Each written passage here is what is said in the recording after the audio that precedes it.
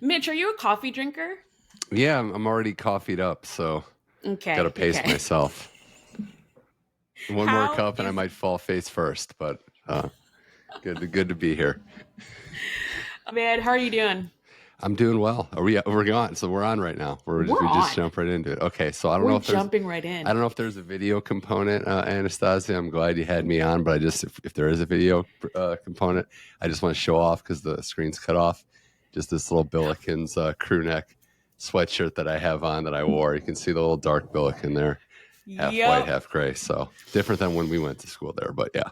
Very, very, very different. If you guys don't know what a billiken is, look it up. I don't know what to Mm-hmm. tell you. Just look it up. You'll know. But Mm-hmm. it's crazy. I am doing okay. This is my second cup of coffee today. The Australian Open is real. It's happening. How have you been keeping up with the schedule? So we're on different time zones. Being on the West is a little interesting because it's funny how you try to keep up and try to balance in sleep. It's been a case by case or match by match basis for me. So Yeah. there have been times when I just, I'll admit, like, don't make it through all the night session. A little bit of the night session's midnight for me. I'll go a couple hours, then sleep. I'm sure we'll get into it. But the heavyweight Alcaraz Djokovic match was one where I actually went to sleep, got up, missed about two sets or so, and then just caught it end of second all the way through. So, it's tough. I will say, like, Grand Slams get a lot of flack for a lot of things. Aussie Open posting their extended match highlights has been great to be able to go back to, and then rewatch full matches has been good. But yeah, it's tough. I mean, I don't know how you do it in the first couple rounds, giving like I giving plans for people to go watch tennis, but there's so much you're gonna miss something, and You're gonna it's miss tough. something for sure. There's no way. I mean, we were talking about this. I did like a little draw preview, and it's like, yeah, there are 128 players on each side of the draw. Like, there's no way you're watching all those matches unless you just don't do anything else other than like watch tennis. Yeah. But yeah, it's been tough. So I'm on the East Coast. Obviously, people know I'm on the East Coast here, and it's been rough. That Novak and Carlos match, I woke up to. So I woke Hmm. up at like 5, and they were like, "Oh, it's starting," and I was like, "Oh, well, that's perfect." I'm getting ready for my day. I'm making my coffee, Yeah. and the match was on. So you're right. It kind of depends on what match, what time, because the night session starts for me at like 1 a.m. 2, Yeah. and that's when it's starting. Uh-huh. So Yeah, it it's it can be tough. really rough. It's tough. I do remember, living back when I was in St. Louis, waking up to, I think it was Djokovic and Stan, the year Stan beat him. And Mm, that was set five is happening, 6:30 a.m. in Central Time. So you have to pick and choose your spots and not wreck yourself. I am sad that we're down to only a few matches left, but yeah, this is how it works, right? It just gets slower and slower, and you have less to talk about, but a lot to talk about in those matches. exactly. It's actually kind of, I was looking at today because we do this coffee catch up thing on Ground Pass, and the first one you're just like so much to talk about, like what matches do I Hmm. do, and this one I was like, oh, okay, so Hmm. those 3 matches, cool, cool, cool. Yeah, yeah, it's wild. It's been interesting. There's been a lot of storylines, which is good. I think we've got a pretty solid final four for each. Maybe a little unconventional, but I would also say too, and this is like a bigger point I have, Australia should be the one that has the most parity because it's the start of the year. There's no other sport Yeah, that you just okay off season right into like title time. exactly. That is such a good point to make because yeah, a lot of, for example, Carlos Alcaraz, Yannick Sinner, they didn't have pre-matches into this tournament. They just showed up. First tournament was the Australian Open, so it shouldn't be surprising that there is some sort of kind of have to like work your way into the season. But then again, it's like with the off season being so short, it's like, did you even stop anyway? I mean, it's like, would you? Yeah, okay. Think about it for football, training camp, and then the Super Bowl is in a month. Like that would. That's Yeah, basically what we're looking at. that's exact. Oh, yep, yep. But tennis will tennis, and that is why we love it. Hmm. I mean, okay, we kind of jumped right in, obviously, Yeah, so I because learned that. we that's what we do. We just jump right in. But for the audience who doesn't know, Mitch, you have been on the podcast before, twice before, Just or once, but I like that I just made once that kind of before. impression that it feels like I was on twice. For our audience who don't know who you are, who are you, and why are you in tennis? Wow. Okay, for the audience, let's try this again. Been in tennis for close to 9 years now. Tennis Channel, still the main employer. They're great. Everybody loves TC. Podcast was with them, just transitioned that to a different platform. So it's the same show, slightly different name, the Inside In Tennis Podcast. Been going on for, coming up on our end of our fourth full year. So pretty exciting stuff there. Been covering this game for a long time. So Yeah. excited. My show's a little different. I envy some of the free flowing convo you have on here. You do a great job, you and Nick, but we kind of do more interview style conversational stuff, covering the pro game with some bigger interviews as well. So Yeah. that's it. This is our time to shine. You know that. Yeah, yes, it is. No, I especially love your interviews with coaches on Inside In. It's really fun. So if you haven't checked it out yet, I will leave links below. And also quickly, just before we dive into the Australian Open, because you're in California, how has it been going with the fires and all of that stuff? It's been a tough go for sure. I'm close-ish to where it is, so nothing too bad. I kind of put it like on the edge of where, there were some warnings to kind of leave and everything, but in a pretty safe place. But it's been rough for a lot of people, and Yeah. there's nothing that you could really say for the house damage and everything. So just trying to support everyone out here. It's been good to see everyone kind of rally together, but it's been tough, and there's stuff lost that can't really be replaced. It does kind of make you prioritize and put that into perspective, that there's certain things you can't really replace when we think we can. So Yeah. trending in the right direction though. Hopefully, first responders have been rock stars, but it's been a tough go for a lot of people. So I hope they're doing a lot better. Yeah, yeah.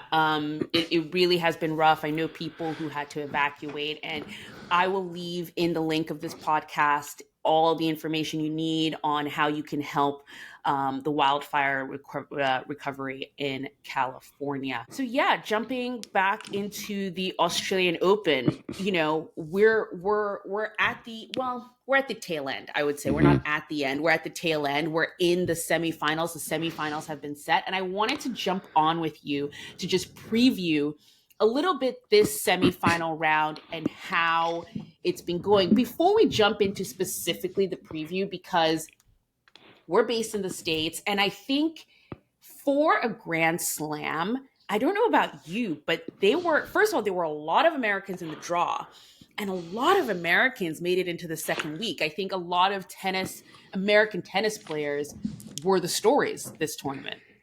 It's like I don't know if I'd be going back to my like military history buff, but they're like inching closer. Like they're moving along the battle lines. Like they're just slowly getting further. They're not there yet, obviously. And look, on the men's side, we know it. They might, with how dominant these top players are, it might be tough to even get to the mountaintop. But the rising tide is lifting all boats, and they're moving closer and closer.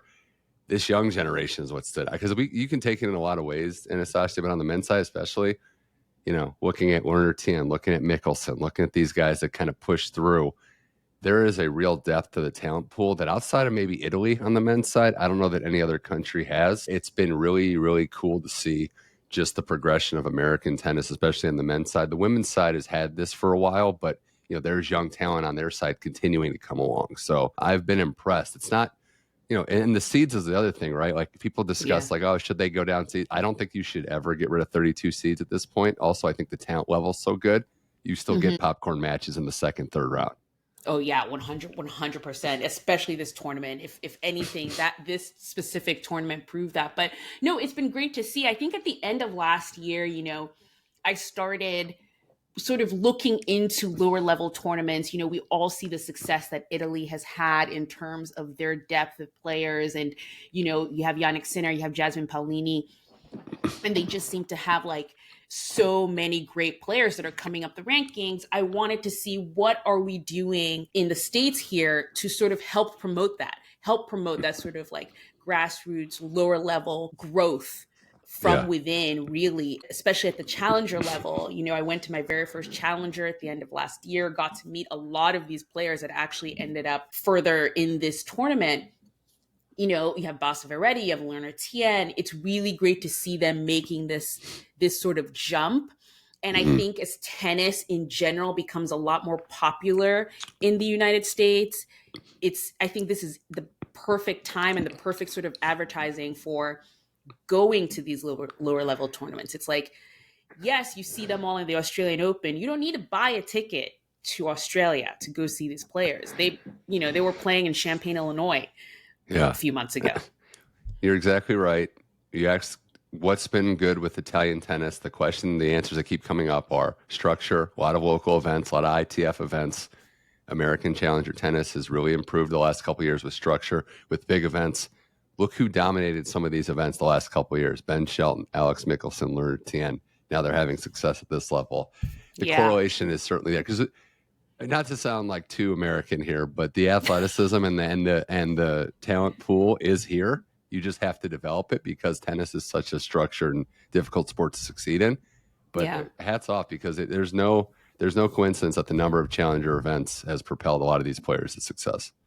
Yeah, yeah. I hope to see it keep growing. And, on the women's side, they are challenger level events. They're the WTA 125s. I hope this year I can go to some of those and also see that growth. Because you're right. We've always had it on the women's side. We had the Williams sisters. They've just been super successful on the world stage already. It would be nice to see one of the guys break through so that Andy Roddick can rest easy. I thought going into this that this was the closest that they've been, and we'll see with Shelton in the semis. I know Fritz got upset, but they're inching closer. You're going to have now Tommy Paul in the top 10 after this week, so yeah, they're closer than they've been probably since Roddick was in major finals. So we'll see. Yeah, yeah. Okay, semifinals. First Grand Slam semifinals of the year, of the season. We're back. I love it. And let's start on the women's side. Why not? Let's just start on the women's side because their semifinals are going to be today. So for everyone listening, we're recording this on January 22nd, Wednesday afternoon. I'm going to release this podcast today so people can listen to it if they want. And later tonight is going to be the semifinals for the women. Our four is Aryna Sabalenka against Paula Badosa and Madison Keys against Iga Swiatek. Let's look at all these players. I mean, Sabalenka has kind of been, I think a lot of people, we don't do predictions on Ground Pass, but a lot of predictions that I've seen, everyone's just like, yep, she's gonna three-peat. She's gonna do it. How do you think her tournament has gone so far? I think it's very, very impressive in one regard and maybe not in the other. It's not a cop-out, I'll explain. She's kind of looking like a top player in the sense where there's more left in the tank. She's working her way through the draw without expending a lot of energy. Because clearly when you watch her play, Anastasia, we've seen her. She can play better tennis than she's played. She's fighting. She's doing enough. I wonder if she's got her best for last, and I feel like that might be the case. The Badosa match is obviously a great friend, someone she knows, someone she's beaten a lot. But she's probably got her eyes on the final if it is a matchup with Iga and what it's going to take to beat Iga, even though hard court's her thing. But I think Sabalenka's playing efficient tennis, which is not something we really have said a lot in the upbringing of her career. She's battled. She's, been had her back against the wall. Way more adversity this time, way more resistance than the last couple runs. But it's been since, that Coco Gauff U.S. Open that she's lost a match in a hard court major. So I wouldn't. It's getting to a point where until I see her beat, I don't know that I would pick against her on a hard court in a major, especially in Australia. Yeah, it's kind of crazy that Aryna Sabalenka has become this player because you're right. I don't think she's played her best tennis this entire tournament. And here she is winning. It's kind of impressive that someone who a few years ago we were thinking, well, she can't really serve. So what's going to happen to her being the number one player in the world and being able to do this? I think that's the mark of champions, really, where you can step on court, not be at your 100%, but you can win at your 70 or your 80. Like almost, I feel like that's where players want to be in general when they're on the top. So they're not expending all that energy in the first round. And then you get to the second week and then you can't move your legs really. She's gotten unbelievably, she's always been a strong, fit player, but her fitness has really taken leaps. It's just a testament to the work she puts in, to nutrition, to everything. But that's giving her this, extra, safety cord, so to speak. She's able to rely on that in heavy conditions because it's been brutal. You've seen all the tennis where, especially on the men's side, but even on the women's side too, where the conditions are tough. Players are, Mutet fainted in the shower. Like we've got players just dropping, and she's built for it because that's part of it. The players that succeed, Anastasia, this tournament have to put the proper work in the off season, have to have their bodies right. maybe as much as any tournament in the year. This is all about fitness and being prepared coming in. Yes, yeah. The heat of the Australian summer. It's Mm-hmm. it's really, I hear it's real bad down there. Paula Badosa, in the surprise of the tournament for me anyway, because I would not have called her to be in the semifinals, but not only get to the semifinals, but beat Coco Gauff to get to the semifinals. Coco Gauff looked so good coming into this Australian Open. Yep. It was almost a new level. There was a lot to be excited about her game and her season. And I think Paula Badosa was like, not today. She was like, I have something to say about it. She was the better player in that match. I think that's the shocking thing, is that it wasn't like a coin flip match, and it wasn't like even Coco really self-destructed. She didn't play her best. She, the serve kind of went away, but Badosa took it, and I'm so happy for her in the sense that, I got the chance to talk to her last year. She was really close to retiring. Like, it was really like on the By razor the way, thin. that is, Yeah. I'm going to link that episode Yeah. in this, because I remember listening to that episode, which I think you did in Indian Wells, Yeah, correct? and she didn't last play. year? And she didn't play. She was still like, I don't know, like it takes me like 4 or 5 hours to even get prepared to play a match. Yeah. It's crazy that she's gotten to this point. The belief is there, the game is there. It's not hyperbole. There's the Spanish players or fighters, stereotype. It's not a stereotype, at least in Badosa's case, and obviously some others. But she battles out there. She's not going to back down. The forehand was really humming. I think for Coco, the way to beat her, if there is way, I mean, she's just such an incredible talent athlete, and she fights too, but you have to put her similar to Alcaraz on her heels. And Badosa had a weapon and was pushing her back. You can't turn this into a neutral ball rally, a war of an attrition. Coco's in too good a shape. But Badosa took it to her, and that's the beauty of this sport, right? If you're just a little bit off, that could be the difference in a match like this.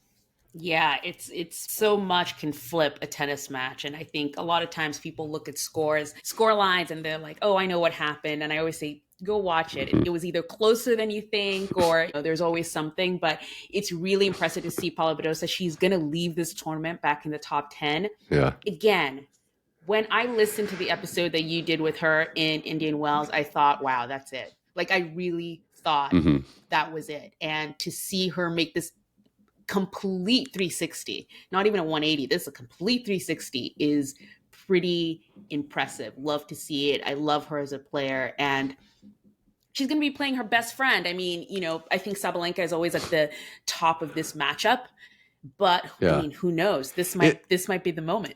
It's tough. It's tough playing a friend, especially one that's beaten you a lot. And I don't know that the matchup's the best for her, even if you take the friendship side out of it, because Sabalenka can neutralize Badosa's power like pretty much nobody else can. This is going to be interesting, because I think that Badosa could potentially win a set, make this an interesting match. Sabalenka in a groove down here, and has been playing in these big matches in Australia specifically for so long. It's tough to go Coco to Sabalenka back to back. Like, you just knocked out the second or third best player. Here comes number one. Like, it's a really brutal draw for Paula Badosa, but we'll see. Yeah. On the other side of the semifinals is Madison Keys and Iga Swiatek. Let's start with Iga, because I don't know, she opened back that bakery. She opened it back up, and she was like, I'm baking here. 14 games lost. 14 games lost in 5 matches. What can you say? She's a rhythm player is what I'm seeing, because we see in other sports, right? Whether it's basketball, player making a lot of shots, or a baseball player that gets up there and it's like, you have to play it hot. You can't miss. You're just getting hits all the time. When Iga's rolling, it goes downhill fast. And her defense to offense transition is the best in tennis. There's nobody else that turns defense to offense better in women's tennis than Iga. And also, Anastasia, she plays on such thin margins. When she's hitting winners, they are hitting a fraction of the line. Yeah. I've been impressed. Wim Fissette has done a great job. It didn't take, it's the best coaches sometimes with these best players. It doesn't take much. They're only like a couple percentage points off of optimal efficiency to unlock something. And he's found it in her. I mean, there has been very little resistance. And I know the draw wasn't maybe the hardest, but the last couple players were. And Iga is just full steam ahead. It's a very confident play right now. She has that look in her eye, like, I'm Iga again. Exactly. Wim Fissette has been great for her this season in general. There are a lot of these like sort of high profile coaching setups. I know we lost one like a couple of days ago with Elena Rybakina and Goran Ivanisevic, but I'm super interested in these sort of high profile coaching partnerships, especially with the Australian Open introducing this sort of like on-court coaching box, which I don't know about you, I'll let you say, but I love it. I mean, seeing those interact, some different teams are, react differently to that. Like, for example, Coco didn't have her team on court. They were in the stands. Yeah. Some people are in there but don't talk. So it seems like a different, everyone's treating it differently, but I love it in general. I like it, but I'll admit I'm not the biggest on-court coaching fan. I did appreciate, maybe I'm the old school as someone not out there. I appreciated the side where it's like, this is our individual sport, problem solving. I get that. That said, being closer is better than being in the stands. It doesn't, it takes a lot of the guesswork out of it. I think the best version, this is just my opinion, every player is different, but it's little bits of insight, intel, encouragement even. Maybe it's not so much coaching as it is encouragement and reinforcement, because we've seen it in matches since coaching was legalized.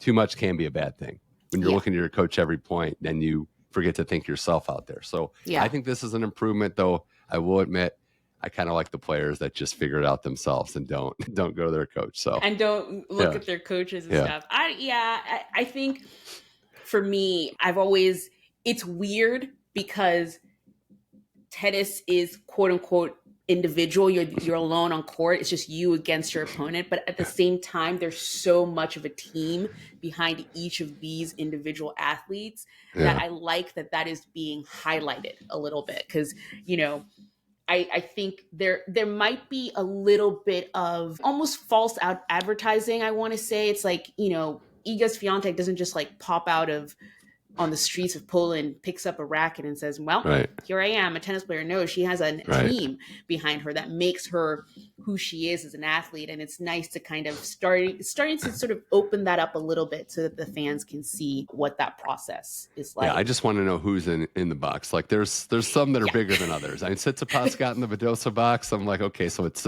friends and family now too, and significant others. Okay. I was actually confused about that because I had heard the commentators earlier on in the tournament, specifically actually Aryna Sabalenka, because Aryna Sabalenka wanted her entire team in her box, which meant everyone. It seemed like agent, boyfriend, everybody in there. But the tournament had told her, no, it's just for coaching staff. But then at the same time, I've seen Gael Monfils in there. That's crazy so I was like, so I was kind of like, wait, which is it? But anyway, Madison Keys. Wow. Yeah. Madison Keys.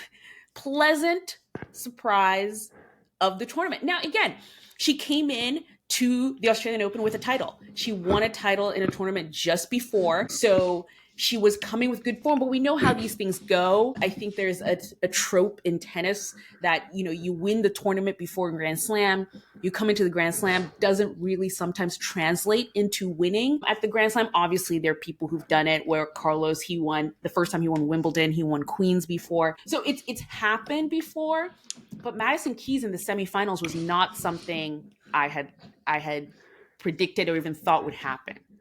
So on the trope thing, I think having the week in between's big. You can't. I don't like right before. Like I agree with you. If you play the week before and then roll it into it, I know for her it was kind of the similar thing, and I think for Keys it's a little different because she's had so much injury history and ups and downs that just getting on court and getting reps in was actually important to her. For Madison, I think she can actually do it. Like, I think she can beat Iga and make a run at this thing. Now, will she is tough because, like I said, going Iga to Sabalenka would be brutal just on any surface. The win over Svitolina, though, was impressive because Rybakina was Keys at her best. Like you said earlier about not looking at the scores of the match. Rybakina did not play bad at all. Keys redline. It was unbelievable how well she hit the ball. Beating Svitolina, one of the trickiest opponents, someone that knows how to play the game, that knows how to frustrate the opposition, who took the first set, for Madison to win that battle back. And it's another couple's success story, right? Born Frantangelo, her husband is her coach. I read the story with my guy, a guy I've interviewed a few times, athletic journalist Matt Futterman.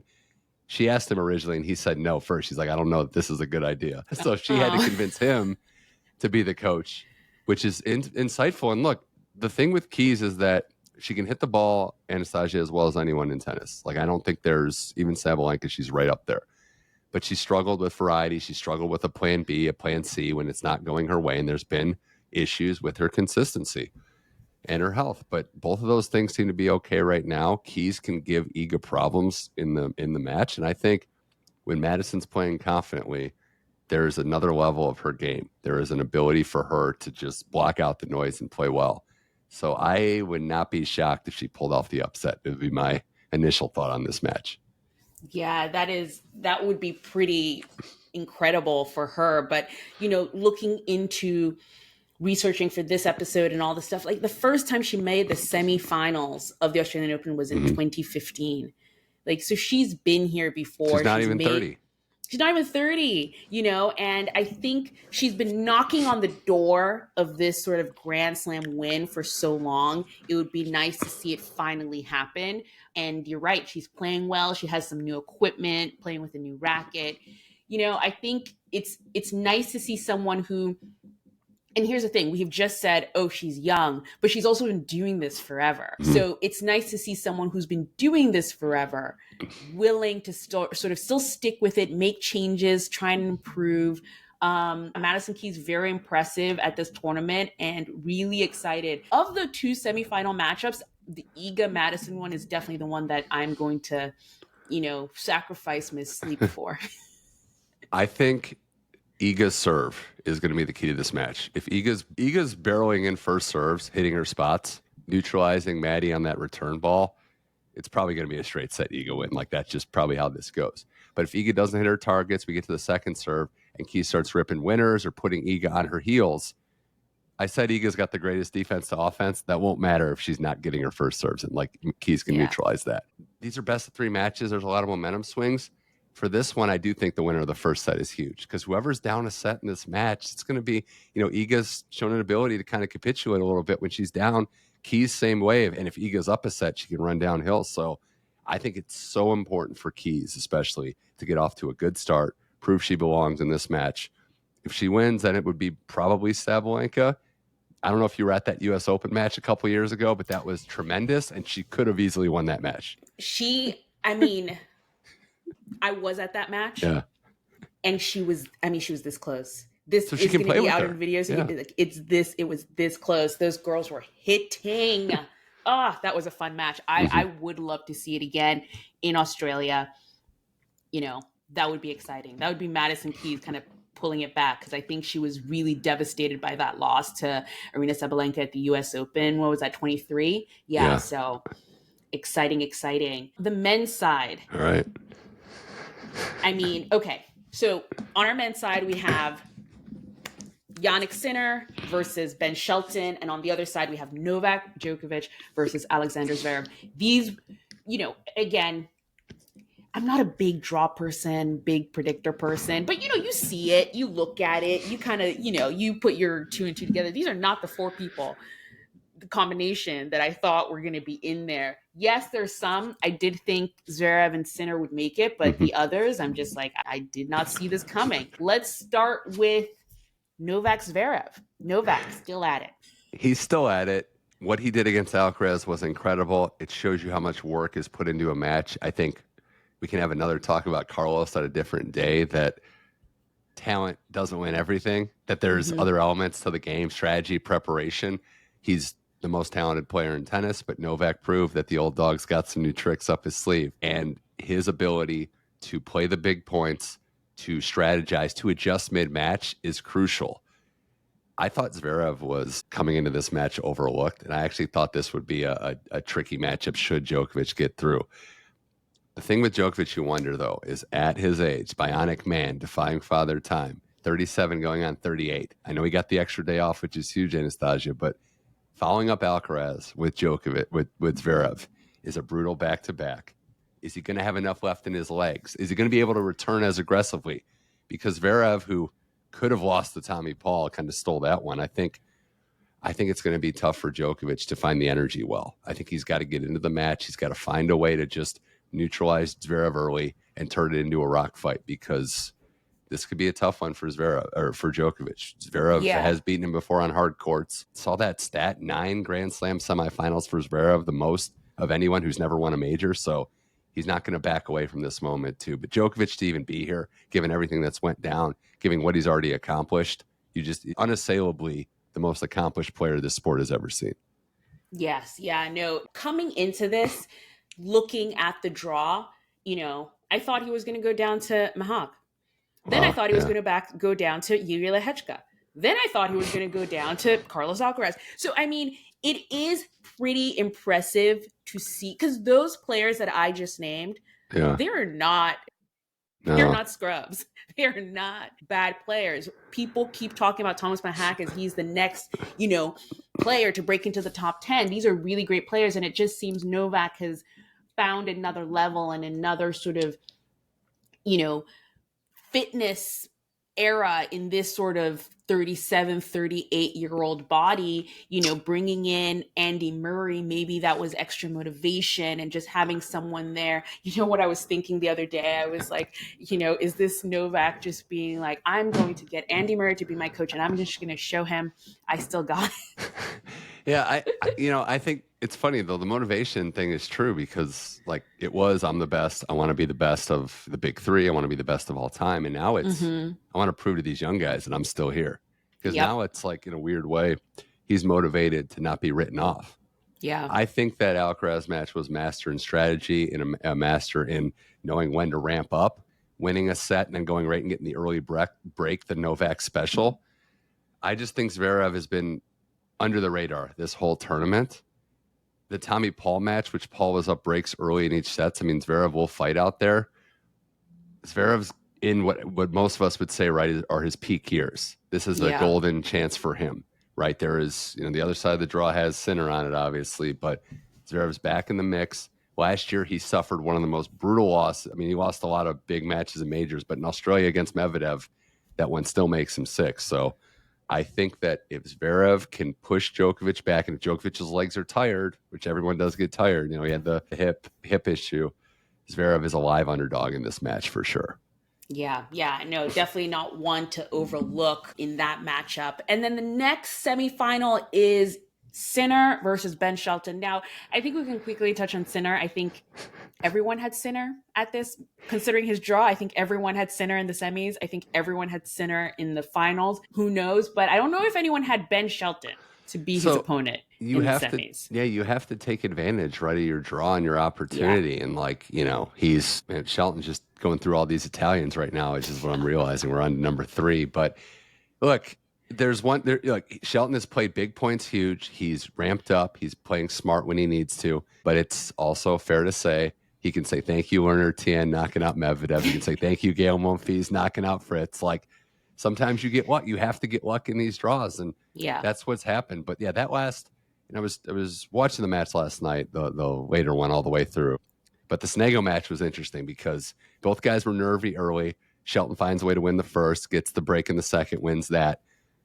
He kind of got tight. He kind of was starting spraying stuff. Sonego has had a great tournament, had 2 of the probably best points of the entire tournament. The banana volley that came over on his side of the net. Yeah. How Shelton finished that match, 4th set, after losing the 3rd, barrels into the Kia sign, does some push-ups, gets up, and at 4-all in the tiebreaker, plays lights out tennis, returns well, plays smart. He's mastering his nerves. He's understanding the moment. That's going to, he's going to have to play a near perfect match against Sinner. I think we all realize that. The odds reflect that. Yeah. Him to win this match would be a sizable upset. But it's refreshing to know you have an American in the spot that's not going to be intimidated, that's not going to let the moment get to them. And I think that's a refreshing thing. I'm not picking him to win the match. I think that's a little too bold for me. But Shelton is going to come into this match believing, and he's going to come in to compete and going to come in to fight. And that's good to say, because a lot of people will say that, Anastasia, but few will actually follow through on it. Exactly. Very few, I think, actually truly believe it, even though they say it. And Ben Shelton, or as I discovered the word today, Benergy, that. It's true. He knows how to play Grand Slam tennis. He loves the audience. He knows how to work the crowd. And he's going to come into it, I think, with that sort of energy and excitement, and will want to get the win. If we want to sort of pivot into Yannick Sinner here, it's I think his head-to-head against Yannick Sinner, maybe not as extreme as de Minaur's, but it's leaning that way. Yeah. And poor Alex de Minaur, because I swear he played well. I really 10-0 now. That's crazy. He did play well. You're right. It's styles make fights. It's the worst matchup you could possibly make for de Minaur because Sinner's like the only guy that can neutralize his movement, can hit through him, and can run with him. Like that's the other thing is that Sinner's movement is insane. Corner to corner, he's keeping up, but when he gets to the ball, he's hitting it harder and deeper. I mean, Ben Shelton's going to have to hold serve like every game. Like that's I think what we're kind of saying is that if it goes to tie breaks, he can maybe win those, but it's going to be tough for Shelton to get a lot of looks. Like the Sonego match was interesting because they traded breaks a couple times when they got tight. Shelton gets broke on his serve early. You might as well kiss the set goodbye. So if he locks in early, which I think he will, hold serve, makes these sets a little more physical. But there was, the Holger match was weird. He was a little dizzy. Was Sinner a little banged up or something there? Looked pretty good last night. And not being on the Djokovic, Alcaraz, Zverev side is, this is a dream draw for him. So no disrespect to any of the players he's up against. Yeah, no, totally. Yeah, I mean, in the end, this on the men's and women's sides is pretty exciting semifinals. Again, it's not everyone who I thought would be there. There were definitely some upsets early on that I was sad about them not making it further in the tournament. But in the end, it's like, it actually is a great group of 8 players. And I'm really excited to see what the results come tonight and then tomorrow, setting us up for a final weekend. No predictions. We're not going to do those. Okay. Just enjoy the matches, friends. Just enjoy the matches. But in general, just kind of wrapping it up with the Australian Open, because I won't see you and talk to you until after the tournament is done. But do you have a favorite moment already from this tournament or something that you're going to take away from the Australian Open? Wow. Put me on the spot already. Of course. That's what I do. Favorite moment from the tournament? Well, I would say, I'm going to go Werner Tien winning that match against Medvedev just off the top of my head. I'm going to say that, and I'm also going to say Wii Tennis reenactions of highlights, especially when you see a camera destroyed with a Wii Tennis rendering of it. I think that's good. I think that's probably my top 2 that stand out. It's like Werner Tien and Wii Tennis. That's how I'll remember 2025 AO. It's funny how we get these moments at Grand Slams, and I think they're unintentional for sure. I remember the French Open umpire camera that just gave these views that were like, what is that view? Yeah. But the Wii Tennis that the Australian Open has put up, I will link below just one of the matches if you do not know what we are talking about. Yeah. But basically, obviously, this goes into kind of like a little bit of a behind the scenes nitty gritty, but I love that sort of stuff. But, the Australian Open doesn't have the rights to show the Australian Open on their YouTube channel or any of their, social media streams or anything like that. So what they do is, in order to sort of stream the matches to their followers, they created this basically Wii Tennis version of the players, and it's a reenactment of the match live. So it's happening live. You can actually watch these live as they're happening. I did it the other day. I did it with the Coco Gauff Badosa match. So if you go to their stream and you start watching where the match starts, they'll show the walkout as the players are. They'll show the warm-up. But in the moment the first point is about to start, it converts to the animated version. Yeah. And it's crazy. And they're great, but there are moments that there's like glitches or weird things like Draper Alcaraz. Draper they're like, he melts because when he retired, they just showed him like disintegrating into the court. So I think it's genius. What a funny way to get around an unfortunate problem. Yeah, those are the things we remember, right? It's like the who wins is huge, obviously, the great matches, but then it's moments like that. It's the net breaking with Holger and Sinner, and then it's like a construction site all over again. Yeah, I mean, that was also a crazy match. Everything happened in that match. You are right. Our slogan on Ground Pass it's not always about the winning, and the Australian Open has proved that yet again. No, you're right. You're so right, because what do we remember about Indian Wells last year? Do we remember champions or remember the beekeeper? Bees. Yeah, I mean that's the bees, man. Nobody. That's what it who won Indian Wells. Probably not many people remember, but they remember the beekeeper guy. Yeah. I hope he's back this year. Can you imagine if they're just like, I don't know. He's like Hollywood now, probably. He's probably going to be in one of the movies that you're working on, I would imagine. He's just got an agent now. He's like all, hopefully. He's like, you guys can't afford me now. I am the beekeeper. Private. He went private with his business. Yeah. That's funny. Yeah.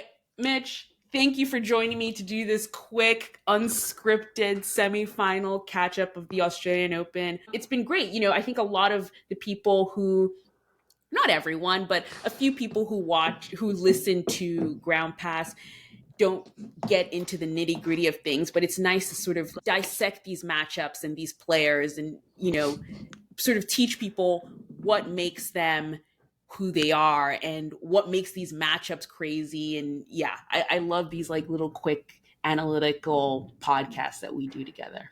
Absolutely agree. It's always funny. I will plug my show, the Inside In Tennis Podcast, as well. Thank you for helping to promote me. Thank you for having me on the show too. And for the future, I'll know that the second I enter the meeting room, I'm on live. So I'll get my guard up earlier next time. So that's a learning experience for me too. We got to always improve. It's like tennis players. We improve each match. So I got to look at the tape and study that, and I'll be ready to go next time. Exactly. You always have to be ready. Thank you so much, Anastasia. Anastasia, this has been great. You and Nick are doing a great job on Ground Pass. I try to listen to it as much as I can as well. It's been remarkable to see the growth from this show. So, Anastasia, thanks so much for having me. Thank you. Bye, everyone.